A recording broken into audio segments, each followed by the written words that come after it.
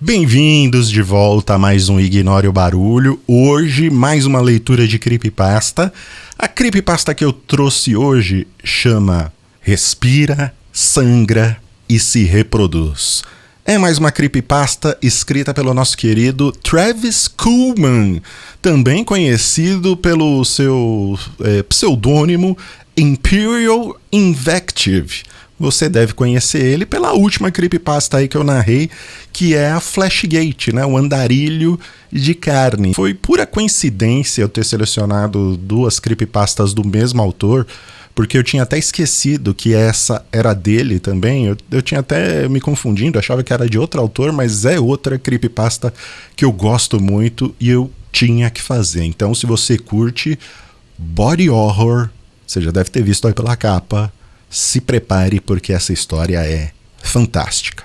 Sem mais enrolação, vamos para a narração e no final eu volto aqui para dar os meus pensamentos finais sobre Respira, Sangra e Se Reproduz. Eu sempre fui uma criança doente. Nunca foi algo grave o suficiente para me levar ao hospital, mas era algo que sempre me acompanhava. Eu era menor e tinha menos energia do que a maioria das crianças da minha idade. Enquanto elas preferiam correr e brincar lá fora, eu escolhia ficar dentro de casa lendo. O mínimo esforço era o bastante para me deixar exausto por dias seguidos. Não era uma vida ruim, mas certamente vejo como isso me tornou a pessoa introvertida que eu sou hoje. Eu me confortava nos livros e conhecia o mundo através deles. Foi só quando eu fiz 23 anos que comecei a me questionar. Todo mundo ao meu redor parecia estar se casando e formando família, mas eu não. Eu tinha alguns amigos no trabalho, mas ninguém com quem eu realmente saísse no meu tempo livre. Minha família tinha partido. Meu pai, muito cedo, por causa de um ataque cardíaco causado por uma vida inteira de colesterol alto, e minha mãe faleceu logo depois que me formei na faculdade, vítima de um tipo muito agressivo de câncer no pâncreas. Minha mãe se agarrou à vida por algumas semanas antes de seu corpo parar. Lembro-me da minha última lembrança dela no hospital. Ela estava tão magra que parecia que qualquer brisa a levaria de mim. Seus olhos estavam febris e brilhantes, e sua pele estava amarelada como as páginas de um livro velho. O remédio paliativo que estavam dando a ela para aliviar seus momentos finais tirou dela qualquer chance de dizer palavras de despedida coerentes. Ela apenas olhava para mim com seus olhos vidrados enquanto o fim chegava. Segurei a mão dela na minha, mas era como se ela nem estivesse ali. Eu disse que a amava, ela não respondeu. Apenas fechou os olhos e deixou tudo ir. Decidi que era a hora de eu fazer o mesmo. Eu não tinha parentes próximos por perto, nem amigos de verdade. Eu estava sozinho no mundo. Pedi demissão com 2 semanas de antecedência na pequena empresa que teve a bondade de me contratar logo depois da faculdade, e saí da cidade pouco depois do funeral da minha mãe. Sinceramente, eu não queria mais ficar lá. Tudo me lembrava do que se foi e do que eu estava perdendo. Depois de vender nossa casa e resolver as questões do testamento dela, eu tinha o suficiente para ir bem longe. Escolhi o campo. Eu queria ficar sozinho com meus pensamentos por um tempo. Senti que precisava de tempo para processar tudo e decidir o que fazer em seguida. Minha herança me deu esse privilégio. Olhando para trás, percebo que essa foi a pior escolha possível da minha vida. Viver sozinho, tendo apenas meus pensamentos como companhia, a mais de 1 quilômetro do vizinho mais próximo, só serviu para aumentar meu sentimento de isolamento. Eu estava sozinho com meus pensamentos e logo percebi que nenhum deles era bom. Acho que meu estado mental só acelerou minha queda na doença. Tudo começou quando notei um pequeno caroço no meu braço esquerdo, logo abaixo da pele. O crescimento era mais ou menos do tamanho de uma ervilha e eu conseguia movê-lo debaixo da pele cerca de meio centímetro para cada lado. No começo, disse para mim mesmo que era apenas um acúmulo de gordura e que não era nada preocupante. Ao apertar, eu sentia um leve desconforto, mas nada além do que eu sentiria ao pressionar qualquer outra parte do meu corpo. Foi só quando eu percebi que ele estava crescendo lentamente que comecei a ficar preocupado. Acabei cedendo e fui ver um médico que me garantiu que provavelmente era um lipoma ou um xantoma, e que não era motivo de preocupação. Ele me tranquilizou dizendo que era mais provável ser um sintoma de colesterol alto do que um sinal de câncer. Ele explicou que, embora o histórico familiar e a genética tivessem me dado cartas ruins na vida, isso não significava necessariamente que eu não pudesse ter uma vida longa e saudável. Eu ainda estava inseguro sobre o caroço, o que me levou a perguntar se poderíamos fazer uma biópsia. Ele argumentou que não havia necessidade real de fazer isso, que eles eram inofensivos. Como a massa se movia debaixo da pele, isso significava que estava encapsulada e provavelmente era benigna. Ele disse que pegar uma amostra apenas confirmaria o que já sabíamos e me custaria cerca de $400. Ele me aconselhou a diminuir o consumo de carne vermelha e voltar se notasse qualquer mudança no lipoma. Agradeci e saí do hospital me sentindo confortado. Essa tranquilidade durou cerca de 1 mês. Nos primeiros dias eu ficava cutucando e apertando o pequeno caroço o tempo todo. Depois de cerca de 1 semana, quando tive certeza de que a massa não tinha crescido, voltei à minha vida habitual de solitude. Eu acordava à tarde todas as manhãs e lia. Fazia algumas tarefas domésticas simples e pensava sobre qual direção queria dar para minha vida e em que área queria trabalhar. Às vezes passava dias sem falar com ninguém. Olhando para trás, agora percebo como foi prejudicial me isolar após a morte inesperada da minha mãe. Eu estava estagnado e nem percebia.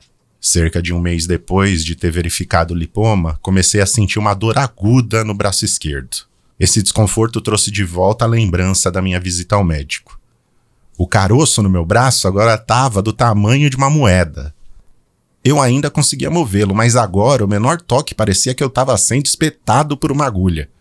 Deixei pra lá por alguns dias, torcendo desesperadamente para que fosse tudo coisa da minha imaginação fértil. Mas a dor continuou.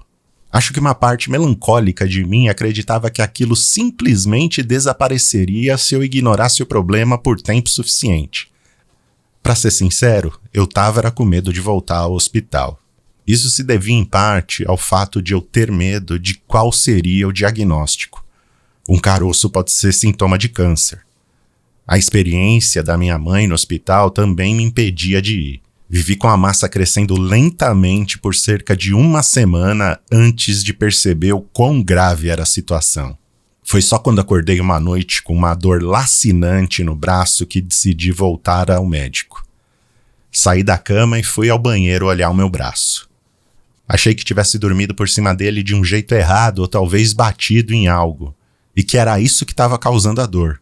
Percebi que eu estava errado quando acendi a luz e vi um pouco de sangue seco ao redor da área do meu braço.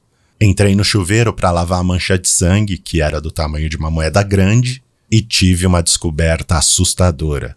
Havia uma unha saindo do meu braço. No começo pensei que eu tivesse rolado por cima de algo sem querer e cravado uma unha cortada na pele.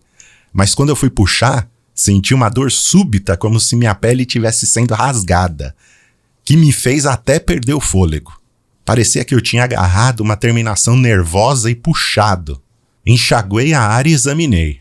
A unha parecia estar nascendo da minha pele, em vez de apenas estar presa nela. Quando movi o limpoma com dor, a unha balançou e recuou para dentro da minha pele, como se fizesse parte da própria massa. Decidi ali mesmo que iria ao médico logo de manhã. A princípio, o médico tentou racionalizar da mesma forma que eu. Ele disse que provavelmente era um lipoma e que minha preocupação constante estava deixando isso mais evidente. Foi só depois que eu mostrei a área que ele começou a me levar a sério. Ele explicou que a pele rompeu para fora e não para dentro, o que significava que aquilo tinha vindo debaixo da pele e saltado para fora. Perguntei se ele podia retirar o caroço para podermos examinar e ele concordou, devido aos riscos de infecção e para identificar a causa do crescimento. Recusei a oferta dele de anestesia geral. Ele tentou me convencer de que seria mais fácil, mas pedi anestesia local em vez disso. Eu me lembrava dos momentos finais da minha mãe. Mesmo que fosse um procedimento simples, eu não queria passar por nada parecido na minha vida. Uma parte de mim percebeu que era o meu medo de estar na mesma situação que ela que me tornava tão teimoso sobre os anestésicos. Depois que ele me explicou o procedimento e seus riscos, eu segui até uma sala de cirurgia, deitei na mesa e esperei que ele começasse. Fiz o meu melhor para olhar para o outro lado enquanto ele trabalhava. Imaginei virar a cabeça para ver o que estava acontecendo e acabar espirrando na ferida aberta ou desmaiando só de ver a cirurgia. Mas acabei juntando coragem suficiente para olhar perto do fim. Olhei para o espelho e vi cerca de 2 centímetros de pele aberta com uma massa avermelhada por baixo. Não parecia nem de longe tão grotesco ou nojento quanto eu pensei. Em vez disso, parecia clínico e limpo. Ele colocou um objeto na bandeja e anunciou: "Acho que peguei tudo. Agora vamos ver o que temos aqui." Ouvi ele deixar cair a pinça pesada no chão, como se algo o tivesse chocado. Tentei olhar, mas ele disse que precisava ficar parado até que ele pudesse dar os pontos na área. Ele me garantiu que o instrumento apenas escorregou das mãos e que não era nada para se preocupar. Esperei por 10 minutos angustiantes de incerteza enquanto ele costurava a área e passava antisséptico novamente. Quando ele terminou, eu me sentei e olhei para o que ele tinha colocado na bandeja. Era uma massa cinzenta do tamanho de uma bola de gude deformada. Através do cheiro de antisséptico do hospital, senti algo como carne estragada. Senti meu estômago revirar com a percepção de que aquilo estava dentro de mim e tinha acabado de começar a apodrecer. Uma extremidade terminava no que parecia ser a unha que tinha rompido a minha pele. Foi só quando ele me perguntou se eu sabia o que significava o termo fetus in feto que liguei todas as peças macabras do quebra-cabeça. Fetus in feto, um gêmeo parasita. Fomos para a sala de exames, onde o médico explicou o que achava que estava acontecendo enquanto fazia um check-up completo em mim. Ele supôs que eu tinha começado como um gêmeo, mas que em algum momento do desenvolvimento eu absorvi meu irmão no meu corpo. Ele provavelmente sugou meus nutrientes, o que explicava a minha falta de energia e a estatura menor quando eu era jovem. Ele presumiu que a massa tinha sido reabsorvida pelo meu corpo ao longo dos anos e que provavelmente não restava nada além daquele pedacinho que tínhamos acabado de remover. No entanto, quando ele apalpou minhas costas e seu rosto ficou gelado, eu soube que não era aquilo que tinha acontecido. O médico disse que sentiu algo logo acima do meu rim direito e que uma cirurgia exploratória era necessária. Ele me disse que quanto antes fizesse o procedimento, melhor. Eu concordei e ele afirmou que eu precisava ser completamente anestesiado para a operação. Foi então que eu fui forçado a aceitar o meu pior medo. Eu teria que ser sedado como a minha mãe foi. Tentei argumentar para sair daquela situação, mas meu médico explicou que era um problema de risco de vida que precisava ser resolvido. Acabei cedendo e autorizei a cirurgia. Passei uma noite sem dormir no hospital, com meu estômago roncando o tempo todo. Rezei para que fosse apenas fome, por não ter comido o dia todo, e não o feto parcialmente formado do meu gêmeo dentro de mim. A anestesista chegou cerca de 1 hora depois que acordei e me explicou o processo passo a passo. Ela colocou a agulha no meu braço e conectou a um soro. Ela me perguntou se eu estava pronto e eu disse que sim, aterrorizado com o que estava acontecendo e horrorizado com meu prognóstico. Ela me disse que tudo ficaria bem e pendurou a bolsa de soro com solução salina, um calmante e um anestésico. Minha última lembrança coerente antes de apagar foi a minha mãe e seus momentos finais. O que aconteceu em seguida foram as piores 5 horas da minha vida. Eu me lembro de ouvir música através do meu estado de entorpecimento. A princípio, pensei que a cirurgia tivesse acabado, até que eu vi o cirurgião falando por cima da música pedindo um afastador para manter a área aberta. Tive 2 pensamentos horríveis naquele momento. O primeiro era que a música Anaconda, da Nicki Minaj, era uma das canções mais desconfortáveis de se ouvir em uma sala de cirurgia. O segundo era que eu estaria consciente durante toda a operação. Eles tinham colado minhas pálpebras para que eu não visse nada, mas eu ouvia tudo. Enquanto eu estava deitado ali, incapaz de me mover, durante o refrão pesado de X Gon Give It To Ya do DMX, o cirurgião-chefe perguntou se o que ele estava vendo era realmente o que compunha a massa. Ouvi uma das enfermeiras assistentes ter ânsia de vômito quando ele colocou o material retirado em uma bacia. Ela pediu licença para sair e alguém brincou que ela não era boa quando as situações ficavam cabeludas. As pessoas ao redor dele gemeram com um trocadilho que eu só entenderia quando me mostrassem o que extraíram. Fiquei na cirurgia por 5 horas consciente, paralisado durante toda a experiência. Felizmente não senti nada, mas ouvi cada piada, cutucada e fofoca. Ouvi o chiado enquanto o bisturi elétrico cortava e cauterizava as incisões. Aqueles 300 minutos foram os momentos mais torturantes da minha vida. Parecia que eu estava naquela mesa por uma eternidade, ouvindo música, trocadilhos e o som da minha própria operação. A pior parte era perceber que eu não conseguia ver o que estavam fazendo e tinha que imaginar o que estava acontecendo comigo. Minhas faculdades voltaram um tempo depois da cirurgia. Não disse nada para a enfermeira de plantão e queria acreditar que o que tinha acontecido não era real. A enfermeira hesitou em me mostrar o que removeram, mas expliquei que estava precisando daquilo para encerrar o assunto. Ela disse que o cirurgião me mostraria quando viesse me dar notícias. Esperei por 30 minutos, imaginando o horror que tinham tirado de mim antes dele chegar. Ele me levou para uma sala nos fundos e me mostrou a massa flutuando em formol.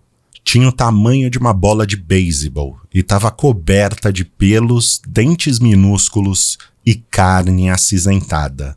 Parecia algo saído direto do filme O Enigma de Outro Mundo, do John Carpenter. Ele me disse que a cirurgia tinha sido um sucesso e que tinham removido a maior parte do crescimento. Ele me tranquilizou quando notou minha preocupação, explicando que uma pequena massa tinha se fundido à minha coluna vertebral ainda no útero e que seria muito perigoso tentar removê-la. Explicou que meu corpo a tinha isolado e encapsulado e que não havia perigo. Tentar removê-la poderia me deixar paralisado da cintura para baixo. Agradeci e me recuperei no hospital por alguns dias até poder ir para casa. Assim que cheguei, me olhei no espelho. Havia uma pequena linha de pontos na minha barriga e uma depressão nas minhas costas, onde tinham removido meu gêmeo parasita. Eu só queria deixar tudo para trás e esquecer o que tinha crescendo e apodrecendo dentro de mim. Queria esquecer o que lembrava da cirurgia. Falhei em ambos os objetivos. Passei o mês seguinte em um torpor químico. Os médicos me receitaram um analgésico forte para a dor. No começo hesitei em tomar, dado meu histórico, mas a dor logo me forçou. Para ser sincero, era até agradável. Parecia uma bola de calor no centro do meu corpo que se espalhava por tudo 30 minutos depois que eu tomava uma dose. Aquelas 4 semanas passaram como uma lembrança vaga e quente, sem que nada de interessante acontecesse. Era tão agradável que cheguei a importunar o médico por outra receita de analgésico, sob o pretexto de dor. Foi cerca de 2 semanas depois que o frasco acabou que as coisas estranhas começaram a acontecer. Primeiro presumi que meu aumento de apetite era apenas eu voltando a uma dieta normal após a cirurgia e 1 mês de opioides suprimindo minha fome. No entanto, eu estava comendo mais do que o normal. Geralmente eu cozinhava algo para comer e me sentava com um livro. Enquanto me perdia na leitura, eu comia. Às vezes, terminava alguns capítulos antes de perceber que tinha comido vários pratos de comida. Não dei importância, só achei que a massa removida tinha liberado espaço no meu estômago. As dores de estômago eram mais difíceis de explicar. Acabei cedendo quando a dor continuou e fui ver o médico. Ele apalpou a área e conversamos um pouco antes dele explicar que provavelmente era um defeito colateral do uso repetido de opioides. Ele disse que era comum o uso prolongado causar náusea, desconforto e às vezes até falta de prazer nas coisas. Ele olhou para mim de um jeito que sugeria que eu ia pedir outra receita. Eu não ia, para ser honesto, mas a insinuação foi o suficiente para eu não insistir no assunto. Concordei com a explicação dele e saí sem discutir mais do meu desconforto. O incômodo continuou por algumas semanas antes do limite final. Acordei no meio da noite gritando de agonia. Uma dor aguda me atingiu na lateral e no meio daquela confusão mental de quem ainda tá grogue de sono, cheguei a uma conclusão absurda. Eu tinha sido esfaqueado. Olhei freneticamente pelo quarto em busca de qualquer sinal de um invasor, mas não tinha nada. Fui cambaleando até o banheiro para olhar a área.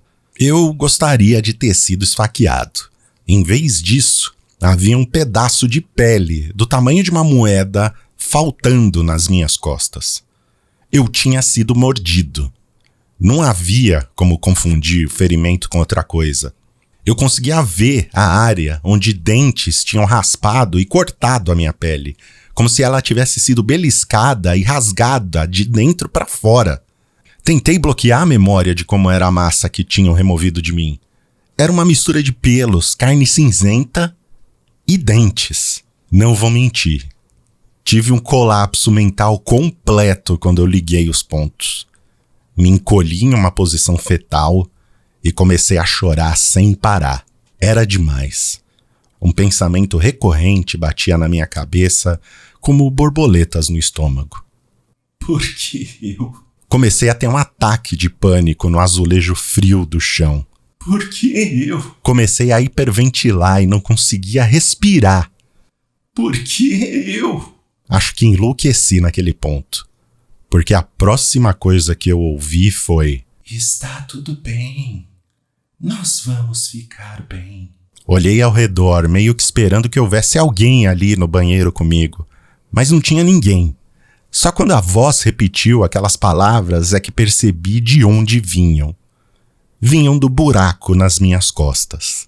O que quer que estivesse dentro de mim estava falando comigo. Eu me levantei. Eu tinha que ir para o hospital. Eu estava tendo um surto psicótico e provavelmente sofrendo com outra massa. Quando fui para a porta, a voz falou de novo, num tom não mais alto do que o chiado de um respirador. Não vá, eles me machucam. Não sei por que eu respondi. Se tivesse que adivinhar, culparia o absurdo da situação e meu colapso mental completo de momentos antes. Algo estava crescendo dentro de mim como uma criatura do filme Alien que conseguia falar. Eu devia ter corrido para o hospital mais próximo, gritando, mas em vez disso, falei com uma voz trêmula e incerta. Eu preciso ir. Você tá me machucando. Se eu não for, você pode até me matar. E se eu não matasse? Eu posso me desviar enquanto eu cresço. Posso fazer com que não doa até eu estar pronto. E então, a gente pode trabalhar junto para que seja o mais indolor possível, para que nós dois possamos viver. Pronto? Pronto para quê? Até que eu seja forte o suficiente para deixar o seu corpo. Agora eu não sou forte o suficiente para sobreviver fora de você. Só preciso que você me sustente por alguns meses. Por favor, eles vão me matar no hospital. Irmão, eu posso ser seu amigo. Eu quero estar com você. Não quero que você se sinta sozinho. Por favor, não me mate. Pra ser totalmente sincero, não sei o que me fez concordar. Só posso tentar explicar minha mentalidade na época. Eu tinha acabado de ter a pior experiência da minha vida em uma sala de cirurgia. Se dependesse de mim, nunca mais eu voltaria para um hospital. Eu não queria que o que aconteceu comigo na primeira vez se repetisse. Eu também não queria reviver as lembranças do olhar vidrado da minha mãe enquanto eu segurava a mão dela e esperava que ela morresse. A coisa, crescendo dentro de mim, prometeu que não me machucaria. Não sei, mas ouvir aquele tom calmo era reconfortante. Falava de um jeito que me lembrava cachorros ganindo e bebês chorando. A voz soava fraca e assustada. Prometi que não ia ao médico. Acho que esses motivos foram que me fizeram aceitar a decisão mais estúpida que eu já tomei na minha vida. Os primeiros dias foram os momentos mais estranhos que eu já vivi. De vez em quando eu o sentia se mexendo dentro de mim e ele se desculpava quando se movia de um jeito que me trazia desconforto. Ele explicou que a cirurgia apenas o tinha mutilado. Ele precisaria de tempo para se curar e crescer de novo, pois ainda estava em um estágio fetal e podia produzir células-troncos fetais para se regenerar. Ele cumpriu a promessa e a dor que eu vinha sentindo há semanas desapareceu. Uma grande parte de mim ainda sentia vontade de ir no médico e mandar remover o meu gêmeo parasita. Acho que a única coisa que me impedia era o quão assustada a voz soava e a percepção de que eu estaria assassinando uma pessoa viva que respirava. Foi só em um jantar, certa noite, que senti qualquer conexão real com ele. Eu tinha acabado de me sentar para comer uma refeição barata de micro-ondas quando a voz falou. O que você está fazendo? Eu fiquei surpreso, pois anteriormente ele só tinha falado para se desculpar por se mexer. Respondi que eu estava comendo e lendo um conto. Podemos recordar para você por atacado, de uma coletânea. Ele me pediu para ler a história para ele e eu li. Eu li um parágrafo para ele entre cada garfada. Quando terminei a refeição e o conto, ele perguntou se eu poderia ler outra história. Passamos a noite inteira lendo e discutindo vários contos. Como gosto de vários gêneros, li uma grande variedade de histórias para voz, que ouvi em silêncio. Foi só quando o sol começou a entrar pelas frestas da cortina que percebi quanto tempo tinha passado. Eu tinha perdido a noção das horas conversando com meu gêmeo. Tínhamos lido dezenas de contos e passado horas falando sobre o que mais gostamos. Fui para a cama depois de prometer ao meu companheiro que continuaríamos depois. Isso se tornou uma parte fixa das nossas vidas. Às vezes, a voz falava comigo enquanto eu fazia as tarefas domésticas ou cozinhava. Eu sempre me sentava para comer com um livro e lia em voz alta enquanto comia. Às vezes, eu tinha que parar e explicar um evento para ele, mas na maioria das vezes, ele apenas ouvia em silêncio e esperava pacientemente.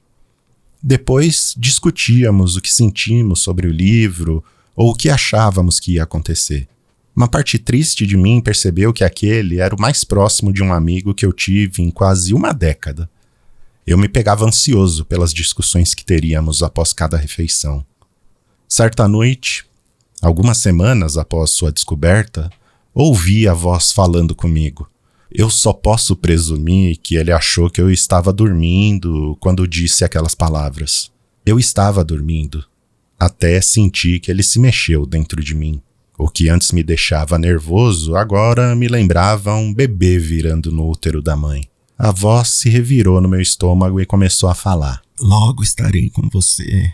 Logo poderei tocar você com a minha própria mão. Logo. Você vai me amar. Fiquei sozinho todos esses anos. Ninguém para conversar. Eu conheci o mundo através de você. Agora quero conhecer o mundo com você. Quero sentir o sol na minha pele e o vento no meu cabelo. Quero estar ao seu lado. Guardei aquelas palavras para mim. Uma parte triste de mim percebeu que agora eu queria a mesma coisa. Eu queria poder olhar para ele enquanto conversávamos. Queria levá-lo para fora e mostrar o mundo a ele. Queria um amigo. Aquelas palavras me preencheram como o calor semelhante ao do analgésico e me fizeram perceber o quão sozinho e deprimido eu realmente estava até aquele momento. Agora eu tinha um amigo. Mas aquelas palavras eram mentiras. Um disfarce para me convencer de que ele realmente se importava comigo e me fazer suportar as dores do crescimento. A fachada de fraternidade e amizade caiu para revelar a podridão por baixo. Acordei cedo certa manhã e percebi que o dono da voz estava imóvel dentro de mim. Ele estava dormindo. Eu fui silenciosamente ao banheiro para fazer minhas necessidades matinais quando um impulso macabro me levou a olhar as minhas costas. O pequeno buraco nas minhas costas tinha quase quadruplicado de tamanho desde que ele falou comigo a primeira vez. Eu tinha tratado e desinfetado a fístula na esperança de poder deslizar ele para fora do canal quando ele estivesse forte o suficiente para sobreviver aqui fora. Através da abertura, eu tive o meu primeiro vislumbre do meu gêmeo enquanto ele dormia dentro de mim. Ele não é o meu gêmeo. Não é nem humano. Tem vários olhos no rosto que parecem mais os de uma mosca do que os de um humano. Ainda estava em processo de desenvolvimento e nos cerca de 30 buracos que pontilhavam o seu rosto, apenas uma dúzia estava preenchida com olhos reais. Sua pele é rachada, manchada e cinzenta como carne de porco cheia de vermes, com minúsculos cílios parecidos com pelos rompendo seu corpo. A boca da coisa parece a de uma lampreia, um círculo concêntrico de dentes afiados como agulhas, com um apêndice grotesco e sugador no centro. Eu olhei horrorizado por alguns minutos antes de perceber que ele estava começando a acordar. Me afastei do espelho e terminei o que estava fazendo antes que ele pudesse acordar totalmente. Saí do banheiro sabendo que aquela coisa não era confiável. Ele cresceu mais rápido do que qualquer organismo deveria. Em poucas semanas passou do tamanho de uma bola de softball para o tamanho de uma melancia. Inchou como um câncer dentro de mim e só agora eu percebo quão magro eu realmente fiquei, já que ele está sugando todos os meus nutrientes. Não sei onde peguei essa coisa. Não é um gêmeo fetal absorvido. É uma entidade parasitária crescendo dentro de mim, esperando para ser parida nesse mundo para poder infectar outros e perpetuar o ciclo. Ele vai encontrar os de vontade fraca, os cansados, os miseráveis e se aproveitará deles. Prometerá amizade falsa e esperança vazia enquanto incuba dentro deles. Não é humano. É o pesadelo encarnado. De que outra forma poderia crescer tão rápido depois de ser arrancado de mim pelos médicos? O crescimento que removeram era um broto, provavelmente ejetado para semear outra parte do meu corpo. Eu consigo sentir agora dezenas de outros caroços no meu braço, perna e virilha. Embriões em desenvolvimento. E eu sou uma colmeia. Agora, cada movimento dele envia ondas de agonia por mim. Ele é forte o suficiente para sobreviver sozinho e não precisa mais do seu hospedeiro miserável. Eu tento esconder a dor por medo de que ele perceba a vantagem que realmente tem agora. Sei que a hora do parto está próxima e resta apenas uma escolha. Ele provavelmente me matará ao sair para impedir de eu tentar detê-lo. É tarde demais para ir para o hospital. Eu estou além de qualquer ajuda. A criatura perceberá o que eu estou tentando fazer e me impedirá. Ela vai torcer e comprimir a minha espinha, me deixando como um ninho paralisado para ela, ou simplesmente vai me debilitar com dor até eu não conseguir me mexer. Ambas as opções são pouco agradáveis. Mesmo que eu conseguisse chegar ao hospital para remover, o que impediria o hospedeiro de lançar mais brotos migratórios para crescerem naquelas coisas diabólicas? Ele quer sair e eu não posso permitir isso. Eu tenho a minha própria opção. A coisa provavelmente não virá o que está por vir até que seja tarde demais. Sobre o porquê de eu estar escrevendo isso, eu sempre quis escrever. Passei tanto tempo da minha vida lendo que isso parece uma progressão lógica.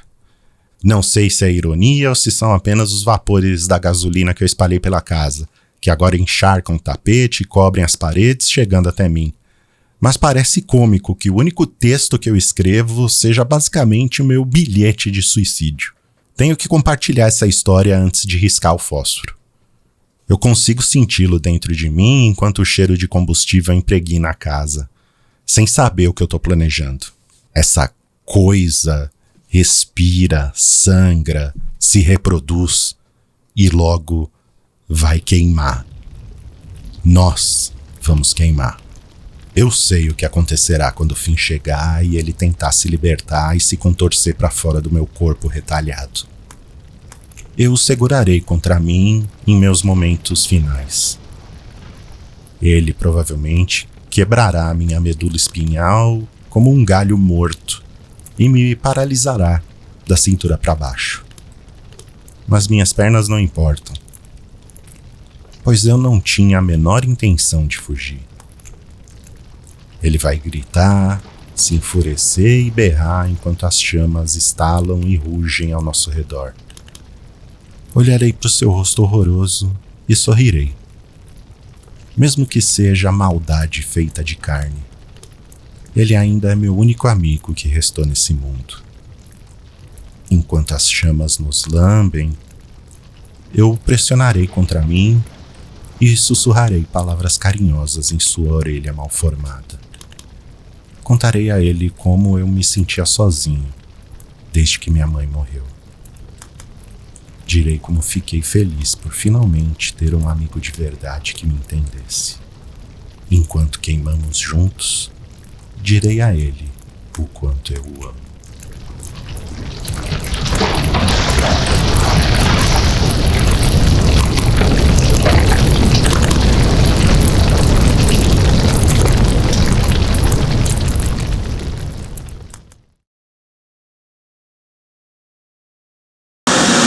isso aí, gente. É um conto relativamente curtinho, mas como eu falei, eu gosto muito. Ele é praticamente um monólogo. Acho que vocês já perceberam que eu gosto muito dessas histórias que elas são ali meio paradas, entre aspas, né? Elas não têm diferentes cenários, elas não têm muita mudança aí de ambiente, né? Essa história praticamente se passa na casa da pessoa, né? Praticamente se passa nem no consultório. Ele vai pro consultório algumas vezes e depois volta, mas basicamente se passa na casa dele e muito no monólogo, né, mental ali dele, no pensamento do narrador, do protagonista. E é uma história que eu gosto muito. Não é novidade nenhuma história de um hospedeiro maldito, né? Você tem aquele clássico invasores de corpos, né, que são uma raça alienígena que invade o mundo inteiro ali, e as pessoas que não são infectadas acabam sendo perseguidas por todos e tentam ali rebolar, se virar para não serem detectadas, né? Você tem outro aí que o próprio conto cita, que é o Enigma do Outro Mundo, que é um clássico do body horror, efeitos práticos fantásticos, teve uma refilmagem que é meia, né, qualquer coisa, mas o filme clássico é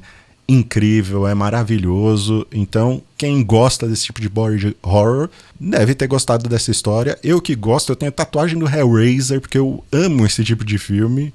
Já fui avaliado por um psiquiatra e tá tudo bem, tá, gente? Não precisam ter medo. Mas eu vi esse conto e eu gostei muito. Além do body horror, eu gostei de como o hospedeiro ele se comporta, né? Porque você falar de um ser invasor, um ser que vai ficar ali ocupando o seu corpo e vivendo através de você, né? Sugando ali a sua vida, como você vai fazer diferente de todas as outras histórias que tem sobre esses hospedeiros malditos? E eu gostei que o autor, ele realmente, eu não lembro de ter visto nenhuma história com um parasita assim, que é o parasita ali, ele pega você pela solidão.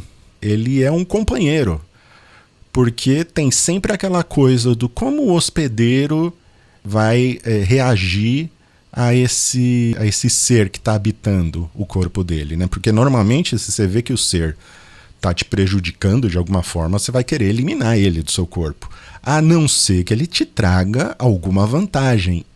E esse bicho, ele encontrou uma maneira de permanecer ali no corpo da pessoa. Ele não se esconde, né? Pelo contrário, ele se mostra, né? Ele se faz aparecer e ele vai pegar as pessoas que são solitárias, que não se relacionam com as outras pessoas, que têm dificuldade de se relacionar com as outras pessoas, mas que ainda anseiam por esse contato. Então, a criatura, ela vai suprir essa solidão. Ela vai ser uma companheira. Ela fala com uma voz muito calma, ela conta uma história. Olha, eu sou seu irmão aqui, sabe, o gêmeo que você quase absorveu, mas eu continuei vivo, foi me virando aqui para continuar vivo. Se você levar eu pro hospital agora, eles vão tirar e vão me matar. E por que o cara não leva ele pro hospital? Por que ele não vai pro hospital tirar o bicho de vez? Além do bicho estar ali, lógico, na medula espinhal dele, né, e ser uma cirurgia de risco, o cara estava tão assustado que ele estava até disposto a fazer isso. Mas por que ele não foi? Porque o ser estava suprindo aquela necessidade de companhia. Ele estava realmente agindo como um irmão que ele gostava, né? Tem família que não se gosta, mas ele estava agindo como uma companhia para ele, né? Uma companhia na hora de jantar, uma companhia na hora de dormir, né? Ficavam conversando, e o cara conversa sobre assuntos que o hospedeiro gosta, né? Então, o cara gostava muito de ler, ele vai ficar falando sobre os livros. Ele vê que o cara tem essa dificuldade em se relacionar e sente falta de uma companhia, ele anseia por uma companhia, ele vai suprir aquela necessidade. Por isso que até o narrador fala, né? O protagonista fala, ele vai buscar os fracos, os solitários. Por quê? Porque é isso que ele vai usar como arma para se manter ali no corpo da pessoa, até ele ficar forte o suficiente para sair. Qual que foi o erro dele, né? Ele apareceu demais. Porque se ele continuasse só falando, talvez ele conseguisse o que ele queria. Mas como ele foi ali guloso e literalmente mordeu um pedaço maior que a boca, ficou um buraco nas costas do protagonista ali e ele acabou aparecendo. Talvez, eu fico imaginando aqui, porque o protagonista, ele descobre que a criatura estava mentindo, que não era um gêmeo por causa da aparência. Então, eu fico pensando se a criatura talvez tivesse sido honesta e falado, não, eu sou um bicho, eu sou feio, não me olha, mas eu não tô aqui pra te machucar, cara, eu tô aqui porque eu quero viver também e eu posso te fazer companhia, eu posso fazer que, sabe, quando eu me mexer não vai te machucar, não vai doer, mas eu sou um bicho feio, cara, se você ver, você vai se assustar. Talvez ele tivesse convencido o protagonista ali a manter ele mesmo assim. Mas como ele contou uma mentira, falou que era um irmão dele, ele esperava ver no mínimo, né, nem que fosse um ser humaninho não totalmente formado. Mas como ele viu lá uma larva esquisita cheia de dente e de olho, ele falou, não, isso é mentira. E eu gostei muito também da maneira, não só como o cara decidiu acabar com o alienígena aí, com a criatura, mas como ele tomou a decisão de cometer o suicídio, talvez não só porque era a única maneira de matar a criatura, mas também ele se viu totalmente sozinho. Se ele mata a criatura, ele não tem mais a companhia. Porque durante o período onde ele acreditava que a criatura era irmão dele, ele construiu um relacionamento, ele passou a amar de verdade aquela criatura, né? Apesar de ser feia, apesar de ter mentido para ele, apesar de ele admitir que, olha, esse bicho não gostava de mim, não tinha amor fraternal, cacete, né? Ele só estava mentindo para mim para poder viver. Independente disso, ele ainda construiu ali um relacionamento com o bicho. Apesar do bicho não ter construído do lado dele, do lado do protagonista ele construiu, né? E ele estava tão solitário e estava ansiando tanto por uma companhia que foda-se que é um alienígena. Foda-se que é uma criatura que está me matando e que quando sair vai me matar. Eu amo essa criatura. Eu amo esse bicho. Porque ele foi importante para mim durante esse período. Então, ele não toma só a decisão de se matar para matar a criatura. Ele toma também porque ele vai ficar sozinho. E ele não quer ficar sozinho. Por isso que ele fala, o bicho vai perceber que eu tô queimando ele vivo, ele vai espernear, vai gritar, vai me deixar paralítico da cintura para baixo, eu não vou poder andar, ele vai tentar sair, rastejar e fugir, mas eu vou agarrar ele. E eu não vou agarrar ele para que ele não fuja. Também é para que ele não fuja. Mas eu vou agarrar ele para dizer para ele o quanto eu amo ele. Né? Eu vou falar eu acho muito engraçado ele falar, eu vou falar na orelha deformada dele que eu o amo. Cara, eu acho isso sensacional. Eu acho que fechou com chave de ouro. Talvez a única crítica que eu faça a essa história, e eu acho que já é a mesma crítica que eu fiz, acho que ao Alimente o Porco, é que você se diverte tanto, você se diverte tanto lendo essa história, que quando ela chega no final, você fala, pô, mas já acabou? Porque eu gostei muito, mas ao mesmo tempo, se a história se estende, talvez tivesse sido totalmente estragada. Então é bom que seja esse tiro rápido, assim, mas eu gostei muito, ele conseguiu aí dar uma nova perspectiva para algo que já é batido, que é essa coisa, né, do hospedeiro maldito no corpo do ser humano, deu uma nova cara, deu um novo... Olha quantas maneiras você tem ali de convencer uma pessoa, né? E pode ser até uma alegoria a relacionamentos, né? Você, apesar de estar se machucando, se ferindo, se destruindo, seu corpo tá cada vez mais fraco, você tá em frangalhos, o seu mental, o seu físico tá acabando, mas você não larga a mão daquela pessoa. Você não abre mão de ficar com ela, e apesar de tudo você ainda ama, apesar, né, você vai falar na orelha deformada dela, olha, eu te amo, sabe, você é tudo pra mim, Então eu acho que é uma alegoria também para diversos relacionamentos, não só românticos, né? Nada disso, né? Relacionamentos de trabalho, relacionamentos de amizade. Então eu acho muito, muito legal. Até pra gente se ver nessas horas, né? Quantas vezes eu já não insisti em alguém que ficava ali me machucando, né? Ficava ali acabando com o meu físico e com o meu mental. E aí você precisa tomar a decisão. Eu vou me queimar junto com a casa toda e com esse bicho para acabar com ele, né? Ou eu vou no hospital arrancar ele. Então eu acho que também serve pra gente pensar um pouco sobre os nossos próprios relacionamentos. E eu tenho certeza que minha psicóloga agora deve estar super orgulhosa de mim. Mas é isso, gente. Esse foi o Respira, Sangra e Se Reproduz. Mais uma vez aí o conto do Travis Kuhlman. De novo, gente, eu tive que traduzir esse conto porque não achei uma tradução em português brasileiro. Então, qualquer erro aí de tradução, você que conhece a história em inglês, pode deixar aí nos comentários. Vai ter o link aí pro original para você ler também, se você quiser. Espero que vocês tenham curtido. Deixem sugestões das creepypastas que vocês querem ver aqui no canal também aí nos comentários, beleza? E avisar o pessoal para me seguir lá no Instagram, @sitedomal, que lá eu vou dando pistas sobre os próximos contos. Eu divulguei a capa desse programa lá, né? Uma das capas alternativas. Eu divulguei lá. Então, se você quiser aí adivinhar qual que é o próximo episódio da semana que vem, fica ligado lá no Instagram. Site do Mal, tem o link aí na descrição. E confira também os posts da comunidade aqui no YouTube, para você ver, às vezes eu posto lá também. E lembrando, estamos no Spotify, link aí na descrição. Lá no Spotify também em áudio e vídeo. E tem o endereço do feed, se você quiser colocar no seu agregador. Certinho? Espero que vocês tenham curtido, gente. Eu adorei esse conto. E a gente se vê aí no próximo Ignore o Barulho. Tchau, tchau.